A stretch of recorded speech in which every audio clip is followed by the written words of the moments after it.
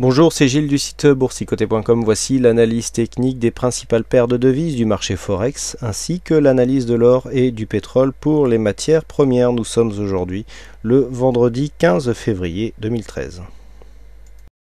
Et nous commençons tout de suite avec l'euro-dollar. Donc l'euro-dollar qui, suite à sa sortie ici de tendance, puisque nous avions une cassure de la résistance baissière, eh bien a réintégré cette zone, puisqu'après donc la forte baisse d'hier, eh bien les cours ont oscillé et reviennent ici au contact de cette résistance baissière. Alors la dynamique serait plutôt aurait plutôt tendance à venir casser cette zone de résistance. On voit qu'on a plus ici de possibilités de partir à la hausse, mais nous sommes bien quand même coincés sous cette zone des 1,3377, et donc du point de vue de la tendance, suite à l'inscription d'un nouveau plus bas au jour d'aujourd'hui à 1,3306, eh bien l'euro-dollar reste en tendance baissière. Il n'y a pas pour l'instant de retournement confirmé sur cette paire de devises. Il faudrait passer au-dessus ici de cette zone des 1,3376 et surtout venir casser le dernier point haut significatif, à savoir le plus haut de cette bougie à 1,3520. Pour l'instant on en est loin, donc une tendance toujours baissière sur l'euro-dollar, avec un possible objectif sur les 1,3280. Sur le câble, nous avons à peu près la même configuration, donc toujours perspective ici baissière avec inscription d'un nouveau plus bas sur ce support des 1,5474, support qui a été légèrement attaqué aujourd'hui.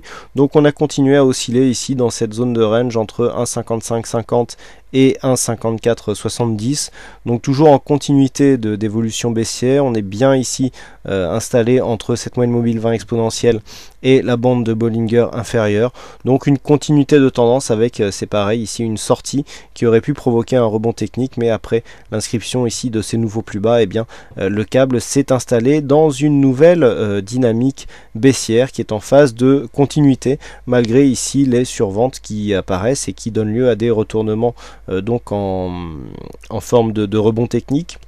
Rebonds techniques qui sont très modérés. On reste bien ici sous cette moyenne mobile, donc bien caractéristique d'une tendance baissière qui continue sur le câble. Sur le dollar yen, on confirme ici l'installation d'une évolution en range, puisque après avoir eu ce point bas significatif sur les 92,20, on est venu retester cette zone de point bas avant de remonter. Donc une sortie de dynamique au niveau du dollar yen qui s'effectue au sein d'une phase d'évolution horizontale. Donc pour l'instant, tendance neutre d'un point de vue court terme sur le dollar yen. Alors ce qui prouve quand même que nous avons une belle dynamique sur cette paire de devises, puisqu'après cette phase de hausse qui a été assez conséquente, on part de très bas pour arriver ici à 94 yens pour 1 dollar. Et bien malgré cela, malgré la sortie dynamique, il n'y a quasiment pas de consolidation, puisque les cours s'inscrivent ici dans une certaine stabilité. Bon, les Japonais qui clairement interviennent sur leur monnaie, ce qui donne ici cette hausse suivie d'une phase de stabilité. Donc bien neutre pour l'instant sur le dollar yen, avec une alerte donc à cassure haussière en cas de dépassement des 94,50.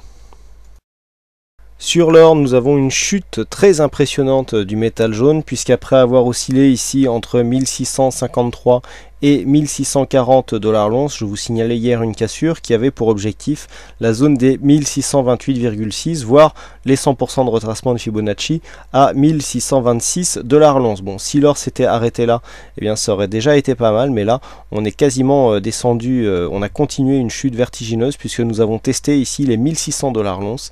On était quand même en début de semaine aux alentours des 1650, donc là une très grosse chute de l'or sur cette séance, qui nous permet de toucher des nouveaux plus bas. Donc la tendance bien sûr est clairement baissière. Alors il y avait un beau signal de départ, puisqu'on avait ici la cassure de cette zone. Je vous avais signalé ici un contact. Alors le premier contact n'avait pas eu lieu, mais le deuxième ici était plutôt intéressant. Donc contact avec cette moyenne mobile 20 exponentielle, et on confirme la cassure avec ici cet enfoncement très rapide. Donc une tendance bien orientée à la baisse. Attention à une survente qui est assez importante sur ce mouvement. Attendre un mouvement ici du MACD pour jouer le rebond technique. Là, le rebond technique peut être conséquent sur ce genre de mouvement, mais attention, l'or est un sous-jacent très volatile, les rebonds techniques ne sont pas forcément aussi forts que ce qu'ils auraient pu être sur par exemple un indice ou sur d'autres sous-jacents. Donc un rebond technique ici pourrait avoir comme objectif 1615. On peut viser en extension avec une position protégée ici les 1626, 1628 dollars l'once, mais bon, vu la pression baissière à laquelle est soumis le métal jaune, ce n'est même pas probable que les cours arrivent à ces niveaux. Donc tendance baissière sur l'or dans une phase de continuité. Et enfin on termine avec le WTI, donc le WTI finalement qui rechute, hein. Alors on était ici entre 97 et 98 dollars le baril. Bon, on a suivi un petit peu la hausse du dollar, hein, qui a provoqué une grosse chute, hein, du métal jaune. Donc l'or noir lui la baisse de l'or noir donc est un peu plus mitigée. On revient tester ici les 95,50 dans une évolution moyen terme en range, hein, puis suite à la sortie de dynamique ici on avait une forte hausse. Alors là je dirais un petit peu comme pour le dollar yen, on avait ici une forte hausse, hein, puisque le pétrole revient de loin aussi.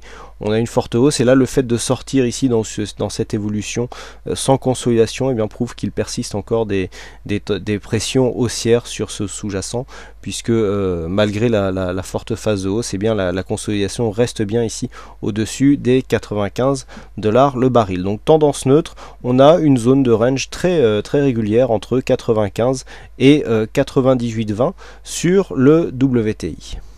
Voilà ce que l'on peut dire donc sur cette analyse technique Forex et matières premières. Il ne me reste plus qu'à vous souhaiter à toutes et à tous une bonne soirée, bonne chance dans vos trades et je vous donne rendez-vous dès la semaine prochaine, un bon week-end, dès la semaine prochaine pour d'autres analyses techniques en vidéo. Bon week-end à tous.